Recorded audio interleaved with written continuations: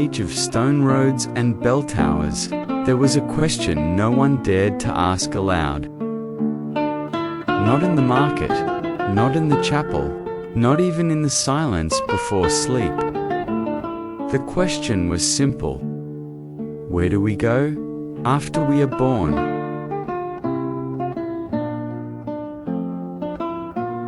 The villagers believed they knew the answer. We are born, they said, to work the land, to pray, to love briefly, and to vanish quietly. The path was laid out like cobblestones, one step after another, no turns worth naming. Yet among them lived a man who walked more slowly than the rest. He was not a scholar, nor a knight, nor a priest. He was simply a man who noticed the space between steps. He wondered why birth felt less like a beginning and more like being placed gently, inexplicably, into motion. At night, he asked the darkness a question it did not answer. He prayed as others did, but his prayer was not for forgiveness, nor for reward. He asked only this: if I have been sent, then to where? No voice replied, but something listened.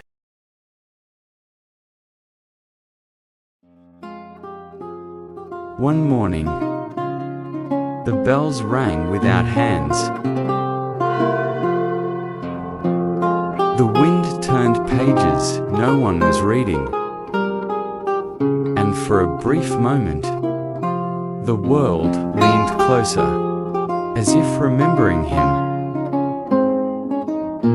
He understood then, not with certainty, but with calm, that birth was not the question, and destination was not the answer.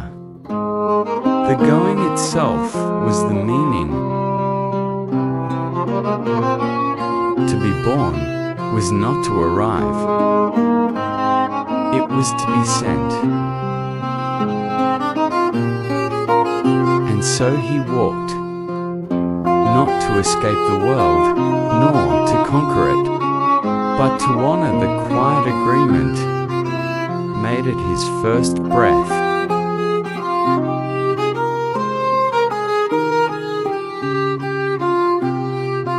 We ask where we come from. We ask where we go. But perhaps the older truth is this: we are already on the way, and the road remembers us, even when we forget it.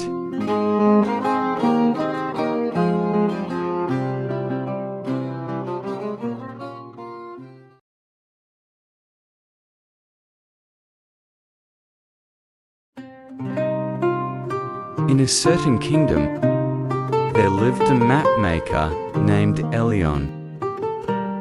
From a very young age, he showed an extraordinary talent for drawing maps. The rise and fall of mountains, the flow of rivers, even the positions of the stars. His maps were so precise that people often said, "With this map, one will never lose their way." Elion did not doubt those words. On the contrary, his confidence only grew stronger. My map can't be wrong.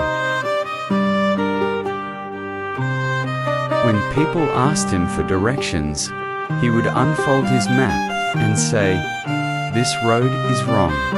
This way is faster. That mountain is not dangerous. According to the map, when someone spoke of their own experience, Elion would smile gently and shake his head. You must be remembering it incorrectly. At first, the people of the kingdom trusted his certainty, but as time passed, fewer and fewer listened to his words. He always gave what seemed to be the right answer, yet, more and more often, his words failed to match the footsteps of those who followed them.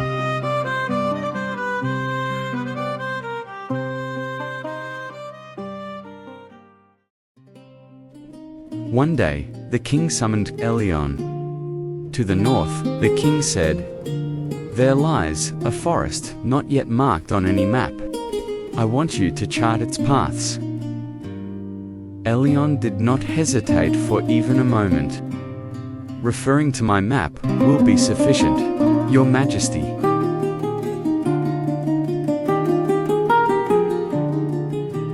He spread out old maps and filled the forest with imagination. By calculating the direction of the wind, the patterns of the terrain, and the structure of forests already known, he completed a map he believed to be perfect. But on the night before he set out for the forest, Elion had a strange dream. In the misted forest, there stood an old woman clad in robes. The old woman asked, "Do you know the paths of this forest?" Elion answered as though it were obvious, "Of course, I have studied every map." The old woman smiled quietly and said, "Then tell me, do you also know the roads you've not yet encountered?" Just as Elion was about to answer, the dream came to an end. The next day, Elion entered the forest alone. The map proved accurate, and for the first few days, there were no problems at all. His confidence in himself grew even stronger.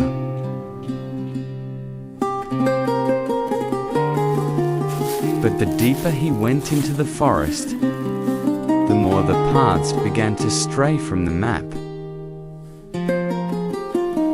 Where the map showed a straight road, fallen trees blocked the way. Where the map marked a shallow stream, the water rose to his knees. "This cannot be," Elion muttered. At that moment, a woman stepped out from a small cabin in the forest and spoke to him. "Are you looking for the way?" Elion showed her his map and replied, "No, I already know the way. It seems the forest has simply changed a little." The woman studied the map for a moment, then spoke gently. "This map resembles the forest from long ago, but this forest changes a little every year." Elion shook his head. "My map is accurate." The woman said nothing more. She simply pointed quietly deeper into the forest. "Then, try that path." Elion followed that path. But before long, he was lost. The map was no longer of any use. As night fell, the forest changed its voice. The wind hid its direction, and the stars disappeared behind the leaves. In that darkness, he remembered the old woman from his dream. "The roads you have not yet encountered." For the first time, Elion folded his map, and he listened to the forest.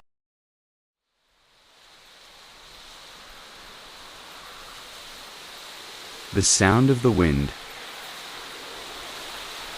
the dampness of the soil, the distant presence of flowing water. He stopped trying to see the path and began to feel it. In that moment, the forest slowly revealed itself.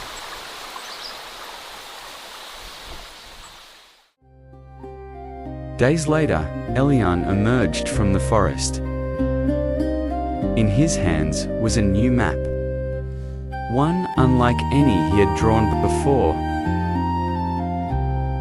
The lines were faint, the empty spaces were many, and scattered across the page were small notes. This path changes with the seasons.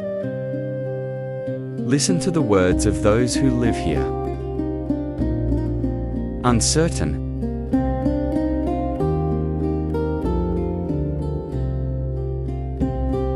The king looked at the map and asked, "Why have you left so much unfinished?" Elion paused before answering, "Because I have learned that not all paths can be known." After that, the people of the kingdom began to trust Elion's maps once more. Strangely enough, it happened only after he stopped claiming to know everything. Now, when people speak, Elion listens until the very end. When someone shares a different experience, he replies, "That may be so. It might be a road not yet on the map."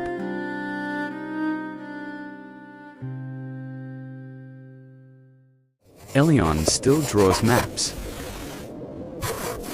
But now, his most important tool is no longer his pen. It is his ear. The moment we believe we know all the answers, we lose the questions. And those who lose their questions often do not realize they are lost. We must always remain open to all things.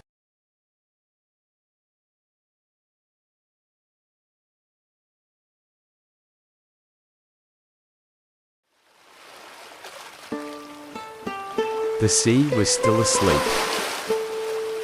Before sunrise, the sea was always the most honest. It demanded nothing and hid nothing.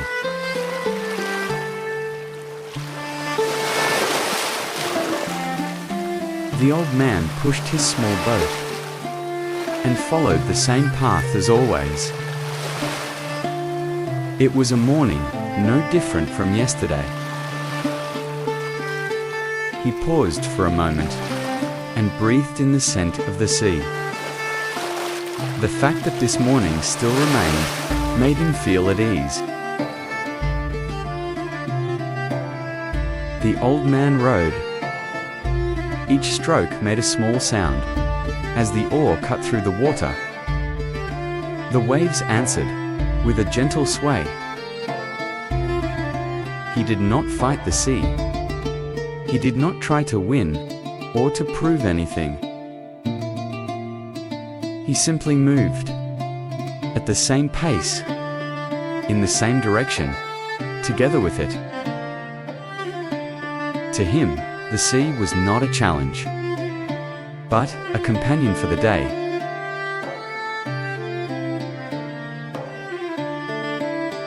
The sun rose slowly, drawing a path of light across the water. The old man lowered his fishing line and watched it disappear until the very end. Waiting was no longer patience to him. It was proof that he could still stand here, unchanged. the time when nothing happened did not make him uneasy.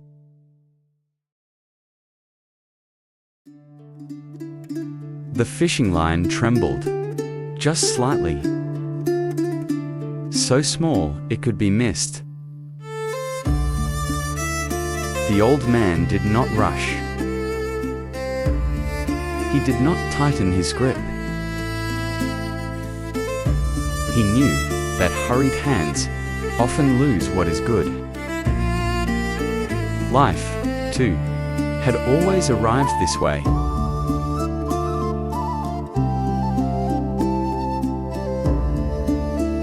Today's fish was not large. It was not something people would boast about. The old man looked at it and smiled quietly. There was food for today, a day to be lived, and wind that still moved. He did not want to lose this day by wishing for something greater. For him, this was enough. The boat turned back toward the shore. The sun was already high. The old man looked back at the sea. The fact that he could return safely today made him feel lighter. He would walk this path again tomorrow. That thought felt not like a burden, but like a promise.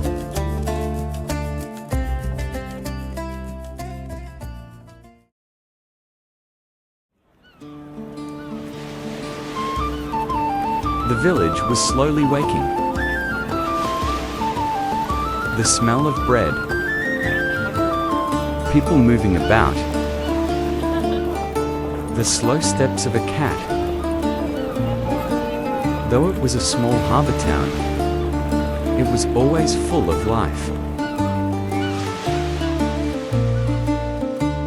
The old man exchanged greetings, put away his fishing rod, and cleaned the fish. No one watched him for long. He was not special, and that made him comfortable. A good life is not loud.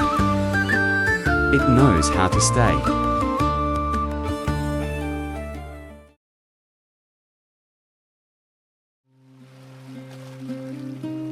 As the sun leaned toward evening, the old man ate the bread he had saved. The sounds of the day slowly settled inside the house. He could not explain this day, but he did not need to.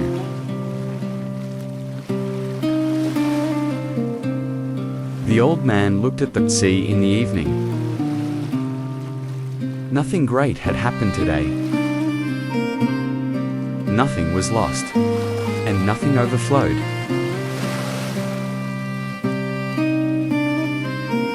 So, today was a good day.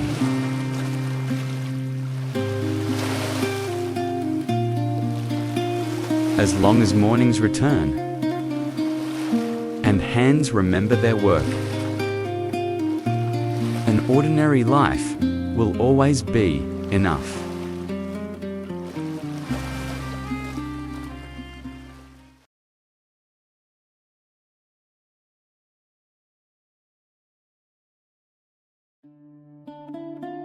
In the years after the war ended, the valley remained silent.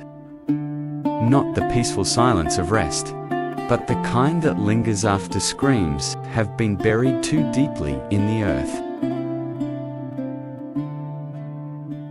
Houses stood without doors. Fields forgot how to grow grain. And in the center of that valley, every evening at dusk, a woman sat with a harp. She did not play to be heard. She played because the silence demanded it.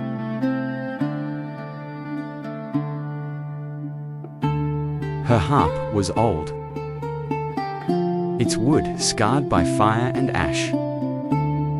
Some said it had been pulled from the ruins of a chapel. Others believed it had once belonged to a soldier who never returned. The woman never corrected them. She tuned the strings with careful hands, as if touching memories rather than wood. Each string carried a name she never spoke.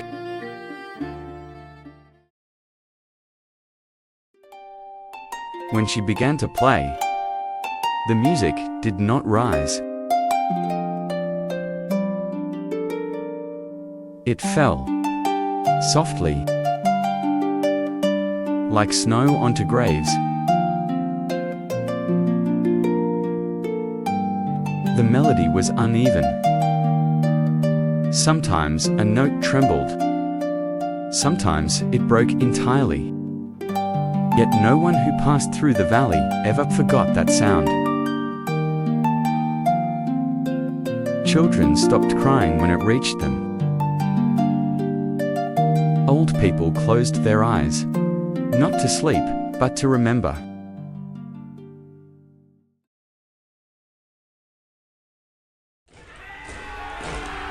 She had lived through the war.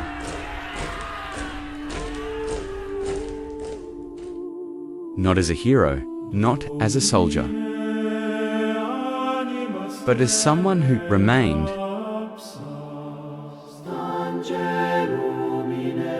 She had buried her brother with bare hands.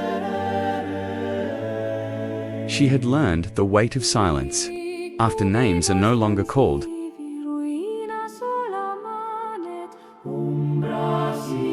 The harp became her language when words failed her.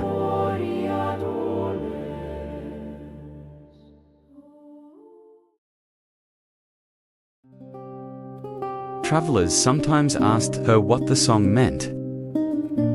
She always answered the same way. "It is not about the war," she said. "It is about what remains after." As years passed, grass slowly returned to the valley. Children began to play near the ruins. The houses did not rebuild themselves, but people stayed. But still, every dusk, the woman returned to the same place. Her hands grew old. Her hair became silver. The harp's strings were replaced, one by one. But the song remained unfinished. One day, a young boy asked her, "Will the song ever end?" The woman smiled, not sadly, but gently. "It will," she said, "when no one needs it anymore."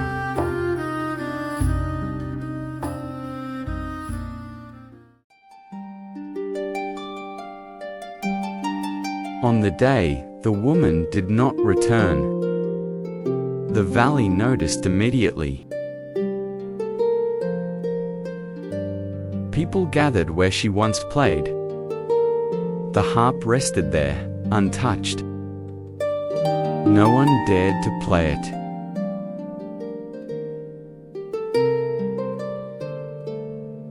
But that night, the wind passed through the strings, and for the first time, the sound did not weep. It was resting.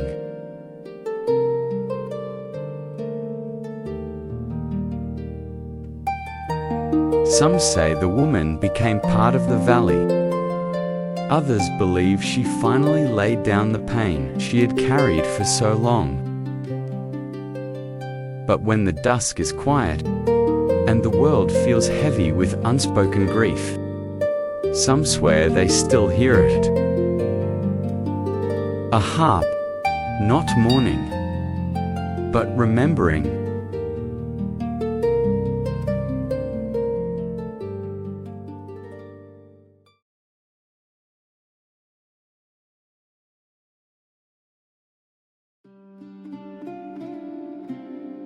On the hill overlooking the medieval town, where wind reached before any human sound, stood a small stone observatory. It leaned slightly toward the sky, as if years of watching had taught it where to turn.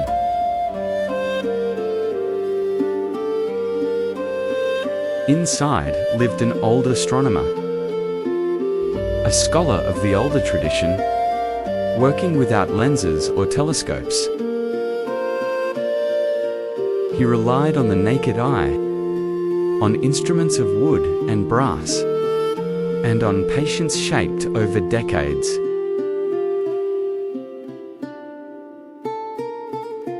During the day, he passed through the town almost unseen.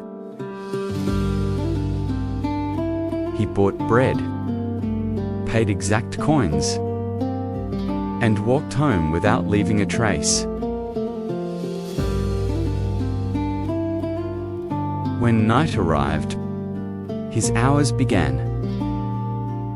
He climbed the narrow stone stairs with the certainty of someone who had repeated the motion for a lifetime.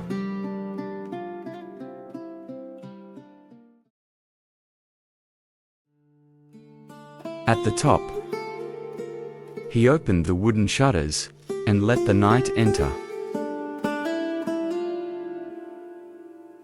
The sky spread above him like a vast manuscript, unbound and unfinished.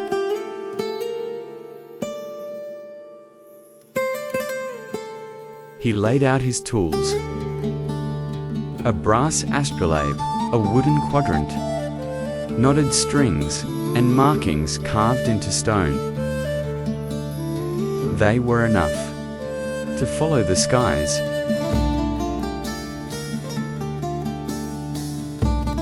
He observed the skies by following their movement. The slow drift of constellations, the wandering of the bright planets, the brief arrival of comets, all recorded with steady care.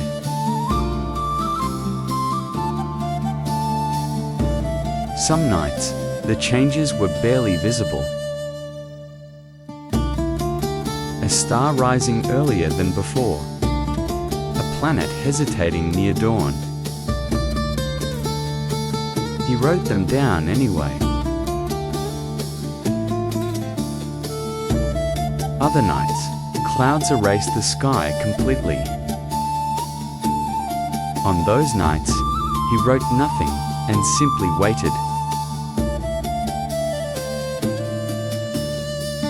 Doubt returned quietly. What was the meaning of tracking motions? That did not ask to be understood. Why search for patterns that could never be completed?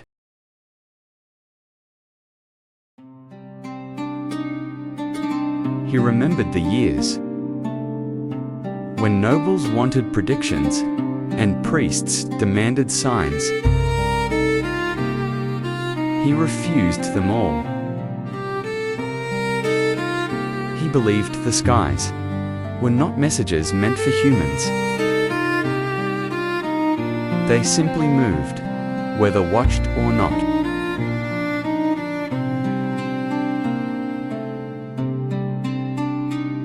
As years passed, his sight weakened. The markings blurred, and the candlelight grew insufficient.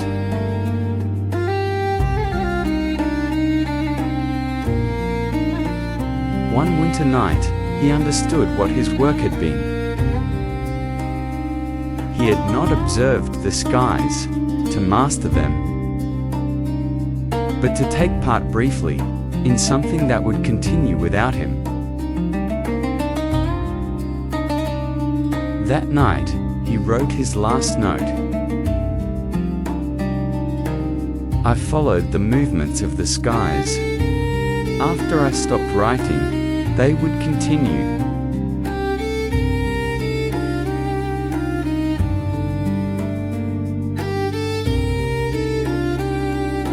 After his death, the observatory became a place of records.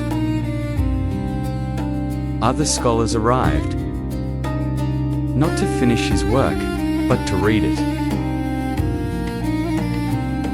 They saw measurements, corrections in the margins, and gaps left by clouded nights. They understood that the work had never belonged to a single lifetime.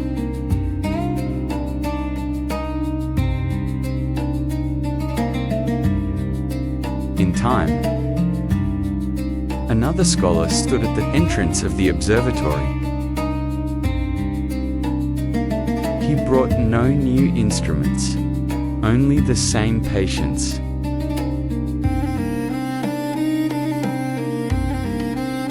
The skies kept moving, and someone continued the record.